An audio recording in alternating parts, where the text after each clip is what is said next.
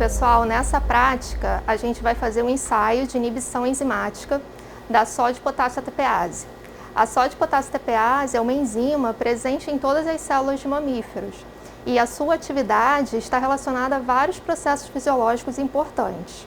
Então, a atividade da sódio-potássio ATPase é ditada através da hidrólise de uma molécula de ATP, que transporta 3 íons sódio em troca de 2 íons potássio contra seus gradientes de concentração. E nessa prática, a gente vai justamente inibir essa atividade enzimática. E esse ensaio permite que a gente avalie 2 parâmetros importantes em farmacologia, que são os parâmetros de potência e eficácia. Como nessa prática é um ensaio de inibição, na verdade, a gente vai avaliar a concentração inibitória de uma substância, que no caso é a uabaína, um inibidor específico da sódio-potássio ATPase. Bom, pessoal, agora a gente vai iniciar o experimento e eu vou adicionar então todas as soluções necessárias para avaliar a atividade enzimática da sódio-potássio ATPase. Então a gente tem um meio específico, eu vou adicionar o sódio, uma solução com sódio, que é o cloreto de sódio, cloreto de magnésio, água, que vai ser uma solução comum em todos os tubos, e depois no tubo com atividade máxima da enzima eu vou adicionar potássio e um vai ter a inibição de 100% da substância com o inibidor, que é a uabaína, na concentração de 10 a menos 2 molar. Depois, nos tubos 5-esseais, eu vou adicionar o potássio, mais concentrações crescentes da uabaína, para a gente avaliar a curva de inibição. E eu vou fazer isso tanto com tecido renal quanto o tecido cerebral de camundongos. Porque no rim a gente tem a expressão alfa-1 de uma subunidade da sódio-potássio ATPase, enquanto no cérebro a gente vai avaliar a atividade de alfa-2 e alfa-3. Bom, aqui eu estou adicionando o meio necessário para a atividade da enzima. Aí eu já calculei a quantidade necessária para essa quantidade de tubos que a gente vai utilizar.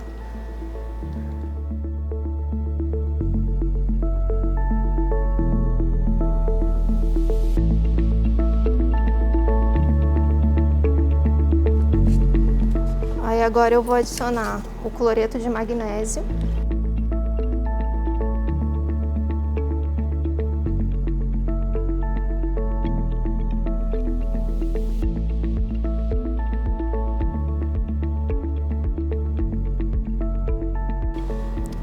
O cloreto de sódio e, por último, a água.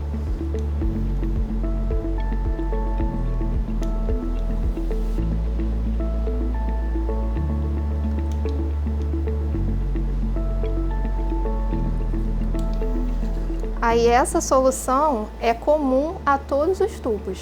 Então, os tubos com atividade de 100%, atividade total, tanto os tubos onde vai ter a inibição da enzima com a substância que é a uabaína, com concentrações crescentes da uabaína.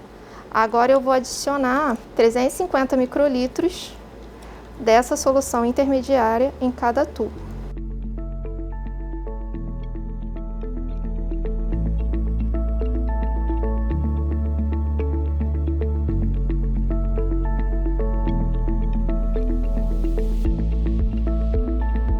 Bom, agora, após o último tubo, a gente vai adicionar nos tubos referentes à atividade máxima da enzima o potássio, uma solução de cloreto de potássio, com a inibição máxima a uabaína, 10 a menos 2 molar, e depois, nos seguintes, as concentrações crescentes da uabaína. Bom, agora eu estou adicionando o potássio, que é necessário para a atividade enzimática. Aí o potássio vai ser adicionado em todos os tubos, com exceção daqueles onde eu quero ver a inibição enzimática máxima da enzima, que é o tubo onde só vai a uabaína a 10 menos 2 molar. Então eu vou colocar nos tubos totais, que vão corresponder ao meu 100% de atividade, e a todos os tubos onde eu vou adicionar as concentrações crescentes da uabaína para avaliar a curva de inibição. Agora adicionar o potássio no último tubo e agora nesses tubos restantes, que são para atividade inibida, né, com a uabaína, a gente vai adicionar a uabaína na concentração capaz de inibir 100% da sódio-potássio ATPase. Aí agora a gente vai adicionar as concentrações crescentes de uabaína.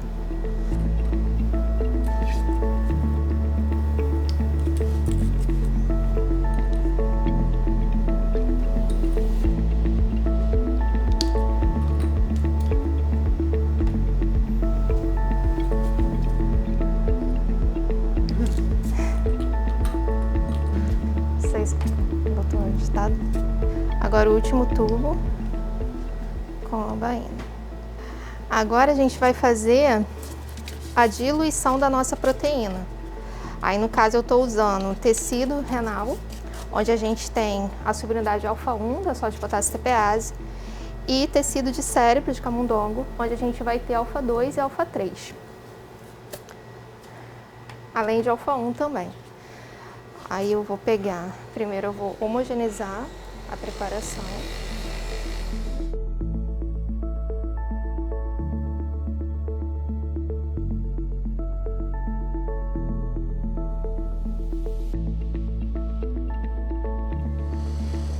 Agora, com as nossas proteínas diluídas, a gente vai para outra etapa, que é a etapa da incubação. Bom, agora eu vou começar a incubação. Eu vou adicionar 50 microlitros da proteína em cada um dos tubos. Homogeneiza. E vou adicionando a cada 30 segundos.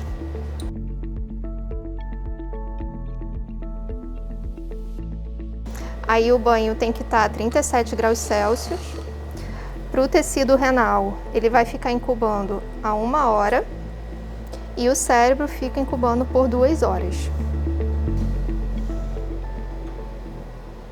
Bom, agora eu vou interromper a reação adicionando a solução de Fisch. Essa solução, quando reagir com o nosso meio, como eu disse para vocês, a sódio potássio TPase hidrolisa ATP, então ela libera fosfato inorgânico. E esse fosfato inorgânico vai reagir com a solução de Fisch, dando uma coloração azulada. Então, quanto mais azul ficar a nossa solução, maior a atividade da enzima. Então, o que a gente espera é que a cor fique mais forte no tubo total, onde a gente colocou as concentrações necessárias para a atividade máxima da enzima. E conforme a gente foi adicionando a abaína, a gente vai vendo essa coloração ficar mais fraca. E a gente vai fazer a leitura através do espectrofotômetro, que vai dar, né, os valores da absorvância observada, e a gente consegue plotar o gráfico da concentração enzimática da sódio potássio TPase com a abaína. Aí aqui a gente tem a diferença do tubo total e do tubo basal, ou seja, atividade 100% e inibição de 100%. Bom, agora a gente vai fazer a leitura após 20 minutos da adição do Fisch em 650 nanômetros. Aí esses valores vão ser utilizados para plotar a curva.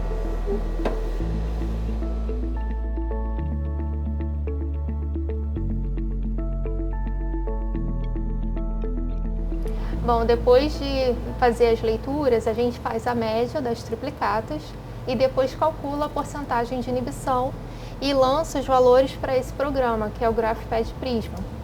Então a gente coloca os valores de concentração das substâncias que a gente utilizou para fazer o ensaio de inibição, que foi da abaína, e a porcentagem de inibição calculada de acordo com os valores que a gente obteve no espectro. E aqui a gente consegue plotar a curva referente ao cérebro, uma curva bifásica devido à presença de alfa-2 e alfa-3, e aqui no rim apenas com a atividade de alfa-1, que é a única expressa no tecido renal. Então, que são as subunidades catalíticas, né, da sódio potássio TPase.